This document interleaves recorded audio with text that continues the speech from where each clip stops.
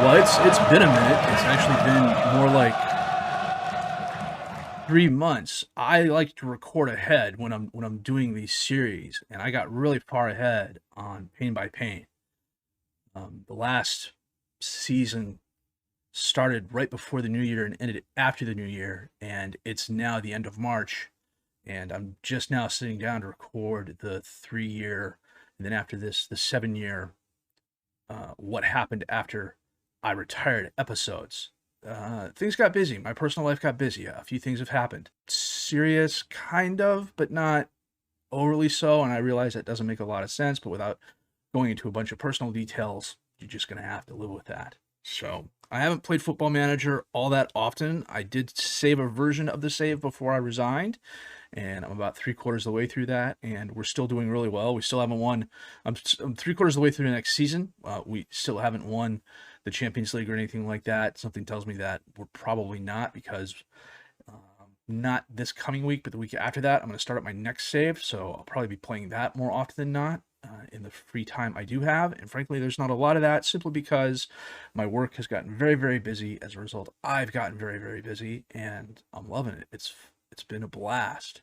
So, and sometimes playing Football Manager isn't the best way to relax after a hard day's work, and sometimes it is. But as you can see, is now the 30th of June, 2031. We resigned in 2029, 28, 27, 28. And you know what? We'll find out.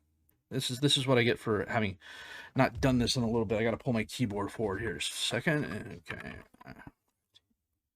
Else if I can spell it correctly as well. Crystal Palace. Where are we at? 7th in this division. They got a new stadium. The Andrew Pelham Arena. Okay. Built in 2031. Grass surface, under soil heating, 52,000 seating capacity and a roof. That's pretty cool. I know they'd started talking about a new stadium before I left, and the fact that they built it and they named it after me, that's even better. State-of-the-art youth facilities, worldwide reputation, excellent training facilities, 22,000 season ticket holders. You know what? We're going to go to the history. We're going to go to head coaches. Yikes. Holy cow. They hired Jurgen Klopp, and he didn't even last 4 months? 5 months? Gary Neville took over as assistant. Thomas Tuchel came in. He lasted less than a year. He got fired. Jesse Marsch came in. He lasted less than a year. And they just hired Nelson Vivas. I don't recognize that name. He's obviously a coach. Where did he come from? Atletico Madrid. So he's been the Atletico Madrid coach since the beginning of the game. I don't recognize his name. That's my fault. He's obviously a real person, and he's here now to try and get things turned around. I have an idea as to what happened and why the coaches following me weren't as successful as we were, and we'll talk about that here in just a bit. Let's go and look at the team overview. Look at the players here. Sola's still here. Jair's still here. Tonali's still here. Barre's still in goal. Look at the transfer histories here. And we're going to go back. So I resigned in May of 2028. This was the year we brought everything in. Yeah. They sold Andy Stockbridge to Chelsea in June for $91 million. Holy cow. That's pretty wild. He's been really good for him. It was really good for us.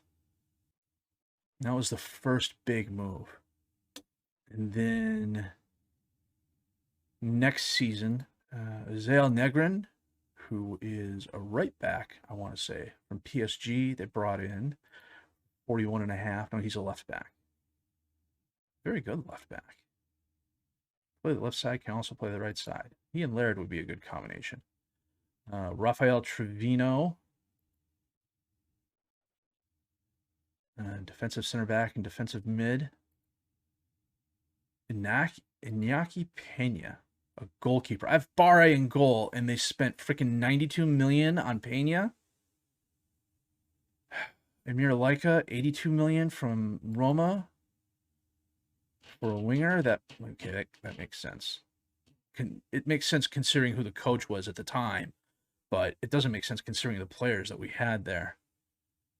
Florentino Luis, midfielder. Obviously, Stockbridge's replacement from Hertha Berlin, 65 million. Marco Simic on a free. RM Messian on a free. Trebe left on a free to Bayern. Francisco went to Borussia Mönchengladbach for 21 million, going to 24. Abe Gadik, they sold to Fenerbahce for 2.8. That's a bit low. Esposito went to Benfica for 24.5. I can see that happening. Rasmus Holland went to Norwich for 10.75. Oshiwi left. Lovekov they sent on loan. Okeke went to Birmingham for 1.1 million. Leo Gremiel went to Juve for 13.5. Aziz they loaned out. A couple of the others they let go on smaller amounts. Antonio Silva went to 6 million. So what happened is I played a 4-2-4 primarily, except the last season when we played the 4-3-1-2. And they brought in Klopp, who plays a 4-3-3 with a DM. And the roster wasn't set up for a 4-3-3. We had the players for a 4-3-3, and the players could have done well in a 4-3-3, but they obviously, they spent 345 million in players to come in, and it got Klopp fired after 144 days. So I think that's the one thing that really kind of bugs me about Football Manager is that, if you come in and you play not exactly a non-standard formation. A 4-3-1-2 is not a weird formation. It's not some sort of unbalanced formation. The next season, Klopp had left, Tuchel had come in. They didn't make any big player moves. They sold a few players. The biggest out was Miguel Aziz for 10.25 million. And then last season, they brought in Benjamin Pavard for 3.8, Juan Rivera for 47. And Brandon Austin for 52,000. Rivera is a winger on the right, and Pavard is older, but he's definitely capable as a defensive center back. I think that's what I would play him at, seeing as his physicals have really started to fall off. So, but on the outs, Zagadou left on a free. They brought in Romelu Lukaku for a season. He left on a free. Adamarola they sold for 15.5. Lojo was a youth player. Soriano went for 6. Hannibal left for 28. Joel Tizier went to Chelsea for 86 million. I swear Chelsea seems to have almost all of my players, or at least all of my good players, it seems. But that's to be expected. I had a lot of really good young players. I would just hope that they brought in capable backups. And for the most part, it looks like they have. Lika, Pena, Trevino. I don't know why they brought in Pena when I have Barre on the bench. Barre is a good young keeper. They paid 92 million for Pena, and he only started 8 games.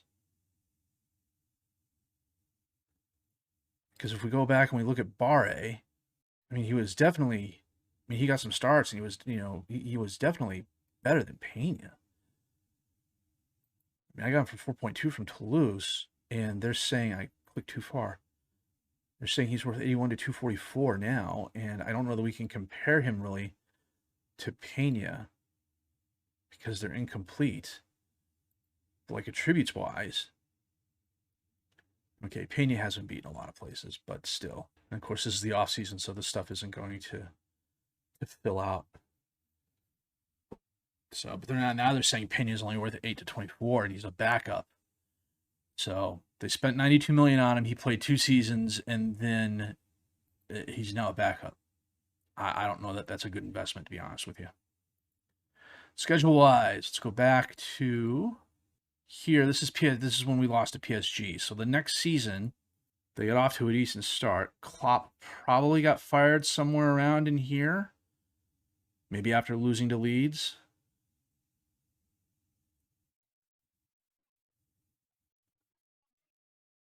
We lost in the FA Cup third round. Do I have the Carabao chosen? I do. Bayern absolutely thumped us in the Champions Cup. And somewhere in here, we got knocked out in the Carabao by Brighton.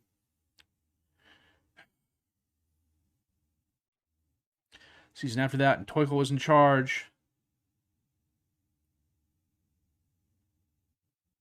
Ended up in the Euro Cup. Lost in the Carabao Cup quarterfinal to Man City.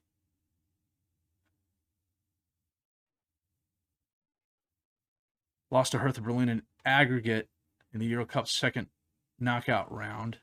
And lost in the quarterfinal of the FA Cup to West Ham. Finished the season strong, though. And then last season, they didn't qualify for any sort of European football. Lost in the Carabao quarterfinal to Chelsea. Lost in the FA Cup fourth round to Arsenal. So finished first. Finished sixth there. Finished eighth there. They missed European football. Finished sixth this season. Chelsea, Liverpool, and Man City have won the league since we won it back to back to back. So qualified for Euro Cup this year. Man City beat Chelsea on goal difference, goals scored, results between teams. They beat them on goal difference by 3. The season before that, Liverpool won by 5 points. And the season before that, Chelsea won by 10. And Man City placed second due to a 1-goal goal difference. So if we look at some of the players that are still on the squad. Oh, Tonali's still here. He's a little bit older. He's still a solid player, though. 7.2, 7.4 last season. For a guy who's probably playing midfield, defensive midfield, 6 goals is really good. Jair is wanted. I had him playing midfielder and attacking mid, and he's done really well for us.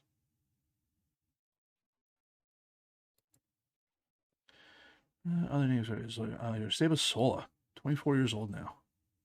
A couple of off seasons after we left, he wasn't getting he wasn't the full-time starter. He was last season, and he got 20 goals, 5 assists from 4 players in the match in 35 games. Jordan Clark is listed. How's he been doing? Spot starter, and then he had the potential to be great, and I don't know if it was because I didn't play him enough or something happened in the background, but he just kind of topped out. Leo Jin.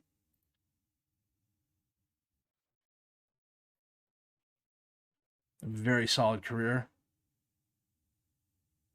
Probably I think him and Pellegrini are probably the best low dollar amount players I've the best players I've spent the least amount of money on and got the most amount of return from. Hristo Lovkov, he who could never get a work permit, has been sitting on the bench, and that is a real shame because he's a really good left back. Which means Ethan Laird has been playing. He finally got a goal. Doesn't score goals, but he had a decent amount of assists and some very good player of the match performance defensive wise. Take a look at Doku here real quick.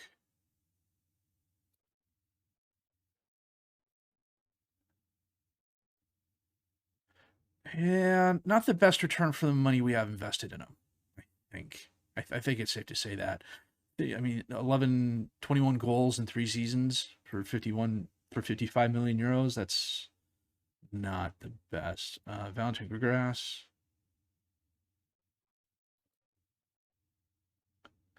Some solid seasons. Solid contributor. There's players I'm missing. I don't remember off the top of my head. Let me take the youth players off here.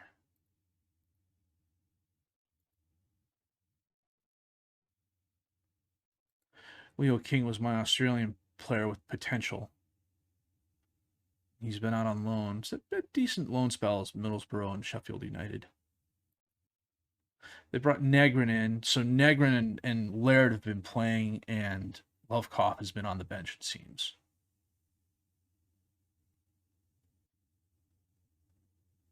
Let me go back to the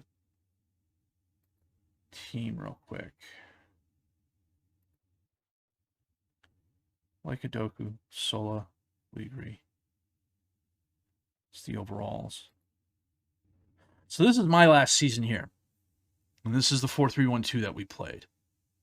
Klopp came in and switched to a 4-2-3-1 with Lukaku up top.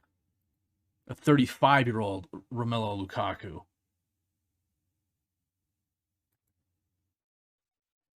And he had 16 goals for us the first season and 14 goals the second season. Then he went to Inter and had 23 goals. So he was a solid contributor. So it was him and Sola switching on and off. Doku on wings, Jair in the center. Gergas, Tizier, Negrin, and Laird, and Pena in goal. And then the next season, this is Tuchel. They switched to a 3-4-3. Is that what you'd call that? And Tuchel left, and Marsh came in, and they switched back to a 4-2-3-1.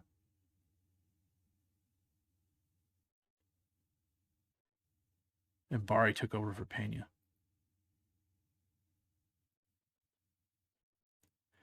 The overall best 11, Bari's our best keeper. You know, considering the players we had, Bandar, Safanov, Bari, who was a panic purchase, I'll admit that. And I don't know. It's going to be interesting going forward. I don't know that. See, this new coach is playing a 4-2-4. We were set up for 4-2-4. I started the save. The current, I screwed that up. I started as a 4-2-4 coach primarily. And then I switched to that 4-2-3-1. All the coaches after me have been playing 4-3-1-2s or some variation of a 3-4-3. And the squad isn't exactly set up for that. I mean, I have good players. They would adjust and they'd do a reasonable job in those formations. I mean, this season here, they finished 8th. But, you know, I mean, Laird and Negrin can both play wing back. I have great central defenders. I have good midfielders. You know, Doku's a good winger. Laika's a decent winger, it seems. I mean, considering they paid $82 million for him, I don't know that they're getting their money's return on that, but,